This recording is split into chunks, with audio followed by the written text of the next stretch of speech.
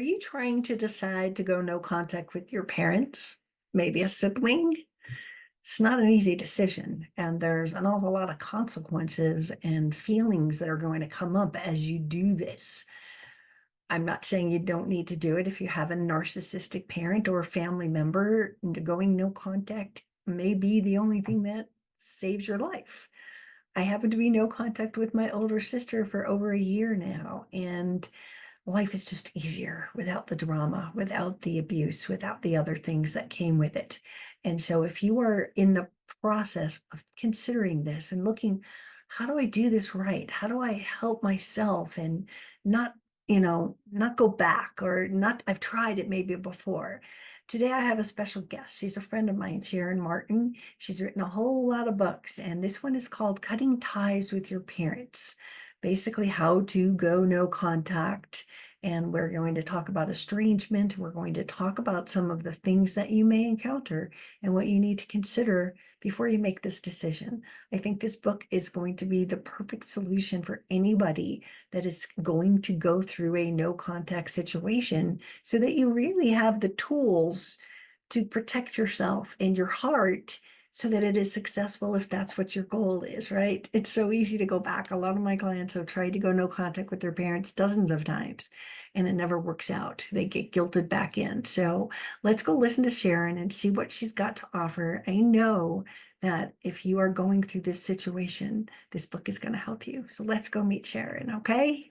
Welcome, Sharon. Thank you so much for joining me. Oh, it's my pleasure. Thank you so much, Tracy.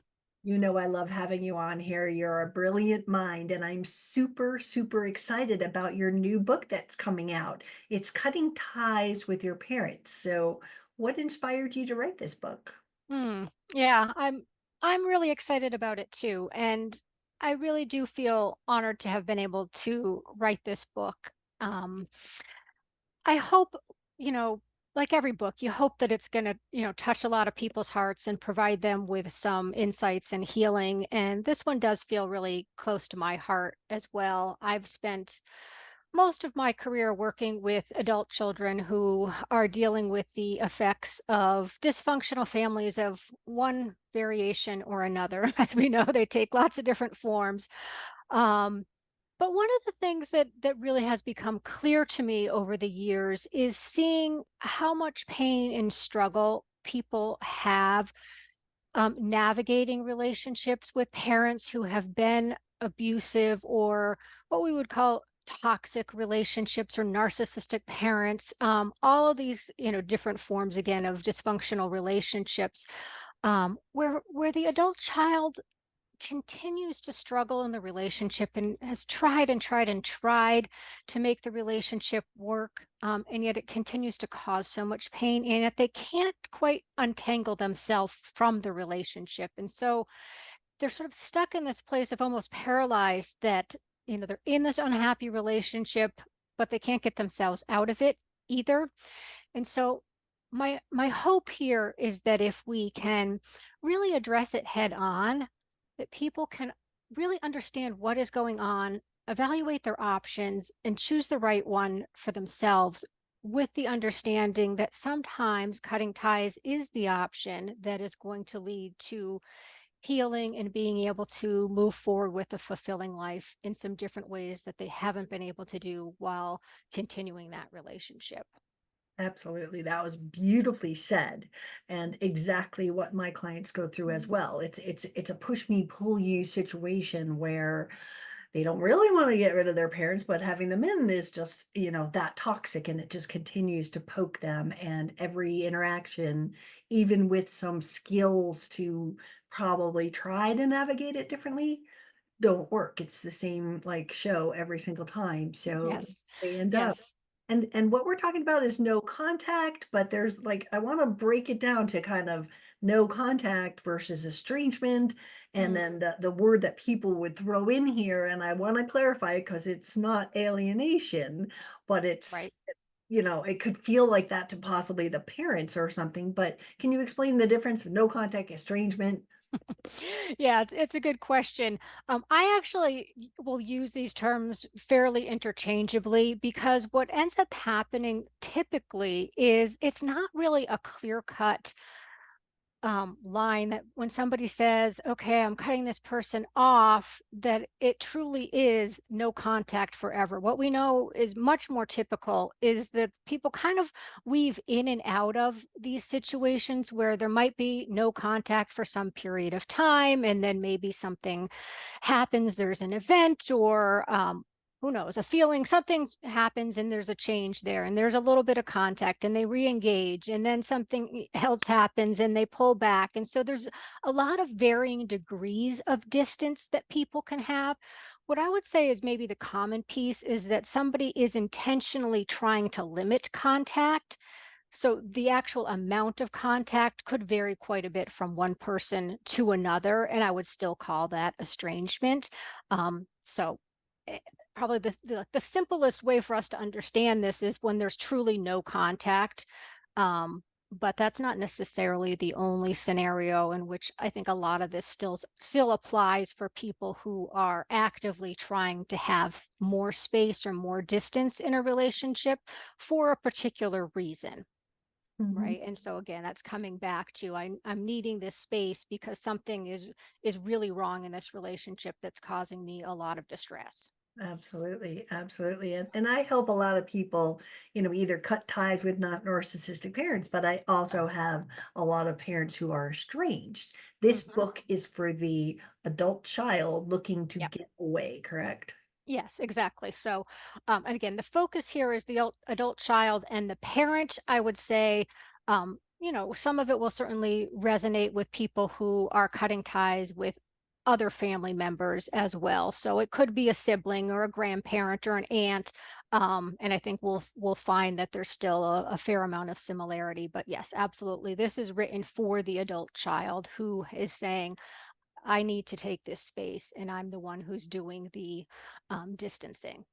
Absolutely. And I remember reading the manuscript and a while ago, and I kept equating a lot of it. I have no contact with my older sister Hmm. for over a Yeah, year now. And I was like, this is exactly what I did. This is perfect. I mean, it applies to either situation. It's really about going no contact with anyone, right? yeah, yeah. I think, like we said, yeah, there's definitely such an overlap there, and the reality is there aren't that many resources out there for people in this situation. So I think that's also why, people who are looking for something about sibling estrangement, they just may not be able to find that particular book. And so hopefully this will at least fill in that gap somewhat. And I think that there's a lot of things that people have to really understand and almost navigate through the water before they make this decision, right? You know, if it is your parents and you've got children, then what happens and how do you tell the grandchildren that you're not going to see Yep. grandma anymore? And there's so many, legs. You might not be able to go to the family weddings because you've cut out mom. And so you have to understand and navigate and think through and plan. And that's what this book is going to be so helpful for. Yeah. Yeah. You're right. I mean, it really touches a lot of different areas of people's lives.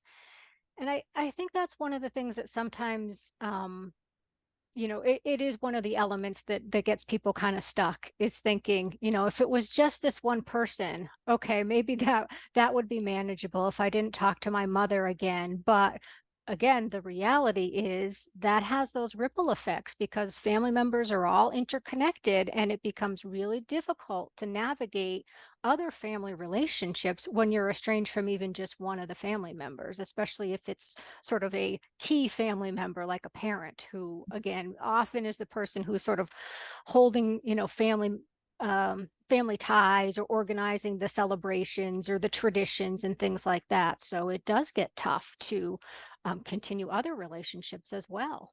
Yeah, again, it's things that people don't think about when they make that decision And then that's why this book is going to guide them to making smarter choices by thinking through some of the scenarios that perhaps Yeah. hadn't occurred to them. Like, oh, I cut off mom, but I still would like to see dad. How's that going to work out? Yeah. Because sometimes they side, sometimes you have a special lunch with the other parent. So there's just things to consider and options. But I know that estrangement is being talked about so much more. Again, a lot of my clients are going through this, right? And I see what's happening is that either the person who's deciding to cut off their parents is like shunned. Like, how could you, again, we'll go back to that family. How could you cut off your mother? She's your Yeah. only mother. And people not understanding. There's this stigmatism to, Mhm. why are you doing that? And how can people cope with that? Yeah, I think that's sort of, the two sides that we see is that there is more dialogue about it. There's definitely, more on social media, there's more in mainstream media, either even in terms of articles and things like that. So people are starting to talk about it more and recognize it more. But I don't think we have decreased, unfortunately, the bias and the judgment and the blaming that is going on. We see so much polarization around this. Um, and people just have really strong feelings about what family relationships should look like. And the fact that these are relationships um, that we have, that they're sort of obligatory relationships. The idea is these are not optional things like maybe, friendships. This is, your family's your family. You only get one family, so you better make it work. And even if it's not working, just suck it up and show up and pretend that you like it. It's kind of the message that I think we get about family relationships. And so if you're the person who is saying, no, this is not working and I'm opting out of this, then people are saying, well, first of all, you can't do that. That's wrong. Like, we have to have family relationships. These are the most important relationships. Um, and so you're really, bucking that social norm. You're not being the good daughter or the good son. You're not respecting your parents. So, right, you're not fulfilling your role as the adult child. You're not going to be there to take care of your elderly parent or do all the things that society is expecting you to do as the child. Um, so, right, so there is a lot of judgment there that's saying, this is wrong and it's bad for you, it's bad for your parents, it's bad for families. So, right, you're getting it from all sides here, that this is a bad thing for you to be doing. And again, then the adult child is really stuck with, okay, everybody's telling me that cutting ties is a bad decision, but you know that if this is a toxic, dysfunctional relationship, that that your health and mental health is paying the price for it as well. So again, right, we're back to that really difficult dilemma where it feels like there's no good choices. And I think it's really important to remember that nobody actually wants to be estranged from their family. This is not the goal that anybody has. So and I think there's sort of this sense that people want to cut ties with their parents. Nobody wants to do that. I guarantee you that this is the last resort. This is what happens after people have tried everything else that they can. Because again, social stigma, as we were talking about, I mean, there's so many, you know, other losses that come along as part of this, like you were saying, it's holidays, it's grandchildren, it's other family relationships and events, and lots of different ways that it's a really painful, difficult situation. So nobody is truly going into this saying, you know what, this is what I want. This is the best of a bunch of bad options that I have in front of me. This is the only one that feels like it's going to actually lead me on a path towards healing, personal growth, being able to care for myself in a way that I recognize that I need and that I deserve.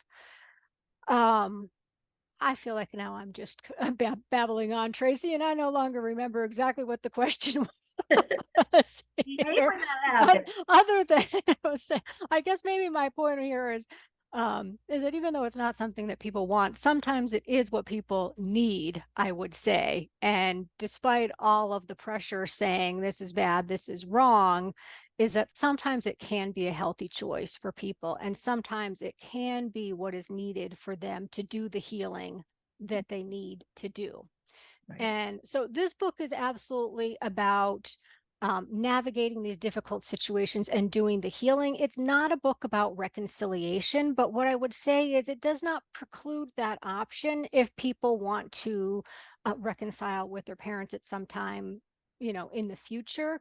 Um, Absolutely. If that is somebody's goal and they want to get there, I still think the distance and the healing can sometimes be an important component of getting yourself to the place where that's even possible. Yeah, absolutely. You said something in there that hit me was the obligation Mhm, versus love.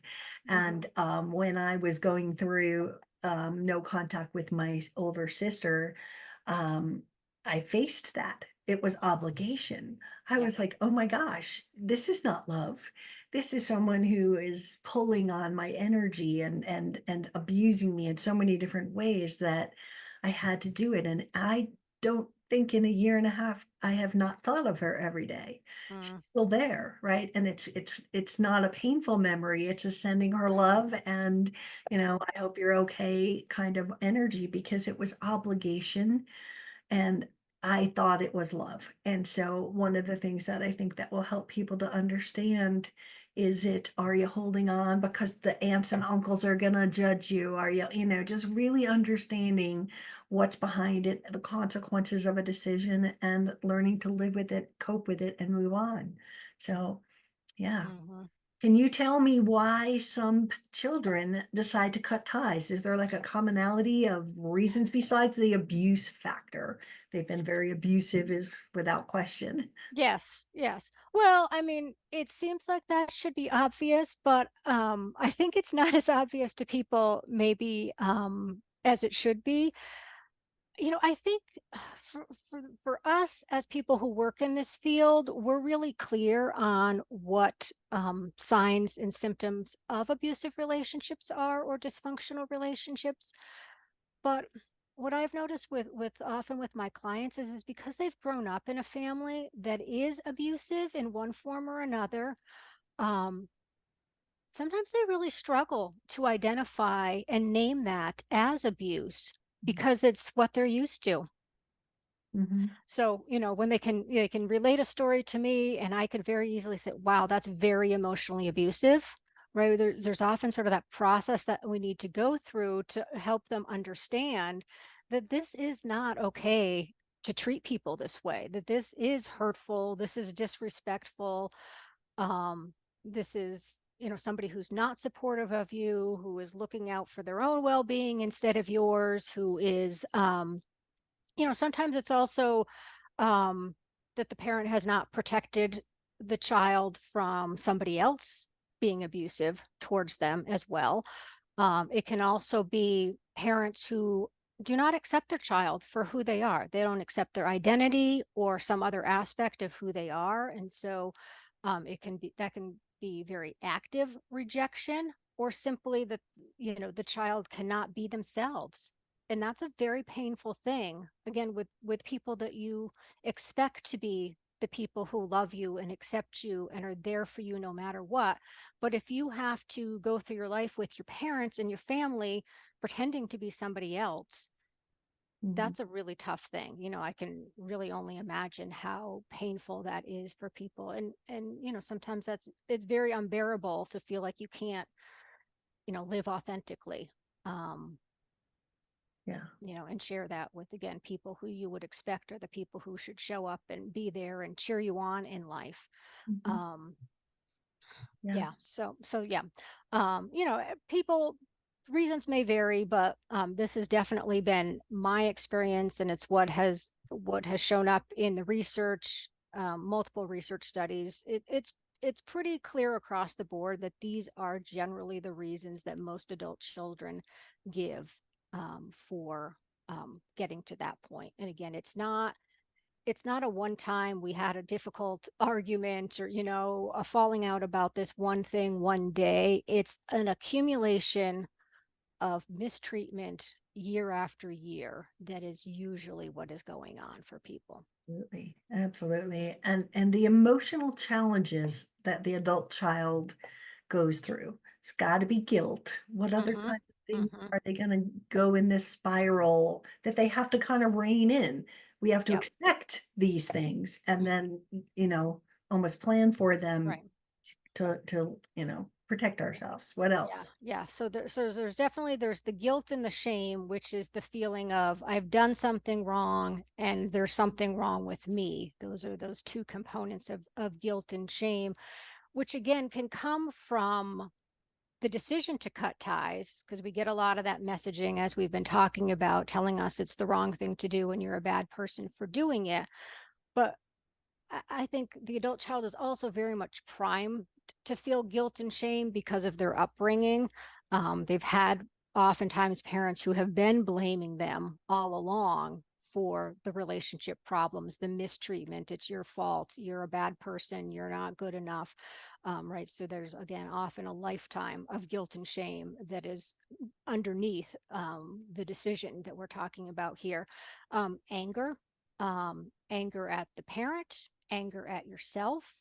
Again, that can take a lot of different forms and it can be a tough one to deal with because a lot of us grew up in families where you were not allowed to be angry. That was not okay for you to show anger. Um, so that's a tough one. I think just feeling confused is also very normal in this situation, not knowing what to do, what's the right choice, how to navigate it. It's very overwhelming. Um, Sadness and grief are kind of interesting. Here, I mean, definitely there's a need to grieve because there is a huge loss that is part of estrangement. But it's a complicated loss and it's not a straightforward, I'm feeling sad, I'm missing this person. There can be the sadness and the missing the person. There can also be relief. Again, sort of feeling some freedom. Again, I can sort of be myself now. I can make my own choices. I'm out of this situation that was really hurtful. Um, so, like any kind of loss, people will go back and forth between these different emotions. So it can be, you could feel all of these things in a day, a week, or you may have periods where you're feeling very sad or very angry, and then it shifts.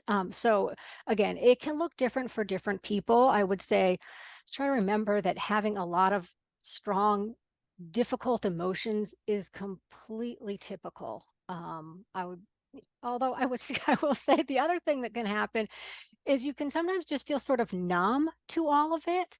So that's the other possibility as well, is that you may be feeling a lot of intense emotions, but you could also be feeling nothing at some points. Um, and again, that's typically like the emotions are down there. We just need to tap into them and hopefully do that in a supportive environment so that you can get some help and support in navigating all of those difficult emotions. We don't want to just sort of pull it all out and then have, no support and no resources and no coping skills. Right. So again, hopefully that's part of what happens with the book, is that you're getting a little good guidance here on what do I do with all of these emotions. Because right, that's the healing process, is us processing and dealing with all of our emotions. No matter what it is that we're healing from, is there's going to be a component of trying to understand what we're feeling, why we're feeling it, and then figuring out what do I do with all of those emotions.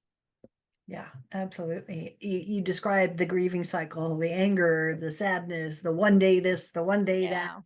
Yeah. And, I remember when I first went no contact with my sister, how, that spiraled a lot more. And now it's a passing thought, or, Mm-hmm. Mm-hmm. it does wean. And again, we have to hold on to that. The grieving cycle and grieving the living is a lot Yep. different than grieving the dead, because if someone had passed, Yep. people would bring you a casserole and feel Yes. bad for you. But when you do something like this, people don't know what to say and they're sort of awkward and it's uncomfortable. You may feel the guilt and the shame if you say it. Hey, are you going to your parents' house for Christmas this year? And you're like deer in the headlights and you say, no, I don't have a relationship with them, or whatever you say, that could bring on the whole grieving cycle and the shame and the sadness and all of the different things. So it's a spiral. We're going to go through it Yeah. and come out the other side. Yeah, absolutely. And I, one, excuse me, one of the things I was thinking of when you were talking there is that, you know, some people are even reluctant to share the fact that they're going through this with close friends or colleagues or people who would otherwise be supportive, again, because of that stigma and that fear of judgment. And Mhm. so, obviously, if you're in isolation in this experience, it's going to be much harder. Um, again, there's rarely a taboo of, telling a colleague that a family member has passed away, right? We all know to be supportive, and there's certain ways that we do that as a community, that are, fairly standard. But here, right, I mean, it can be that you're getting no support because people don't know that you're struggling with this, or like you were saying, you tell people, but they still don't really know what to do, and how to be supportive. It is this very awkward, like, what do I say? What do I do here? And then for us too, as the person who is going through it, we also want to remember that, it's hard for us also because there's no real rituals here. There's not a funeral or a memorial service or any sort of, you know, normal sort of conventional way for us to go through the grieving process. And then there's all this ambiguity about, is this going to be forever? Is it truly I will never see this person again or never talk to this person again? You might think so, but you don't really know for sure. Um, Yeah. right, so it shifts all of these things for us that makes it really complex. Um, so again, I think it's just helpful for us to acknowledge a lot of these things as we're going through it, because that helps us, I think, be more compassionate with ourselves when you're struggling. Say, well, of course I'm struggling. This is completely new territory. I've never been through this. I don't know how to do this kind of grieving. It's unlike any other kind of grieving that you have done, most likely. And the same, with your, friends in your support system. They probably haven't been through this either. So they don't know how the best way to support you either. And that's why your brilliant new book is going to come and help everybody navigate these waters, not only in the getting away, but in the healing. Yeah. Do you have any final thoughts for my listeners of something they might learn or anything they need to know other than what we've talked about? Well, I think the other thing that I really want to impart, on people is that, I think, as you were saying, I mean, it does get better. Often, like most things, is it's really hard in the beginning. It tends to get easier for people, but I think the important thing, we're really going to get through it. We really need to do the work to get ourselves through it. It can't just be, okay, I'm going to sit back and wait for time to pass. And, it may get a little bit easier just as time passes, because time does kind of, dull out some of the rough edges for us. But it's not really the healing work that we need to get ourselves to the place where we're going to be able to have the fulfilling life. We're going to be able to create healthier relationships or build a support system for ourselves, or develop the coping skills to get through those challenging days that are inevitably, going to keep showing up for us. So, that's where I think it's really helpful for people to say, okay, this is an investment in me. It's an investment in my future. And doing this work is going to help me actually get to the place that I really want to be, rather than, just, yeah, sort of waiting for it to happen. And maybe it happens, maybe it doesn't. But this is one of the other things that, I see a lot in my therapy practice, is people coming in and saying, I feel like I should be over this by now. It happened a long time ago, but if you didn't actually address it, it doesn't just go away. We know it tends to sort of just start popping up in different ways and infects us. And ways that we weren't expecting, or in different relationships that we're having with different people. It's still all right back there. I do hope that there is hope for people who are struggling with this, and that they see that they're not alone in it. It's really not that uncommon. Um, and that there is hope for feeling better, and getting support and resolution in various ways. I am so grateful you're writing this book. I can already picture it right there on the shelf, so I could read it and make sure everyone who's going through this situation, takes advantage of all the work I know you put into this. You're like a brainiac, and you've got so much behind you in your years of experience. How do people find you? Okay. My website is livewellwithsharonmartin.com. So you can find me there, and that'll send you all the other places online for me. And where will they be able to get the book? The book should be available from most book retailers. Comes out officially October 1st in the United States. Usually hits Amazon a couple of weeks early. So hopefully mid-September for ordering on Amazon. Yeah. Couple of weeks. I'm so excited.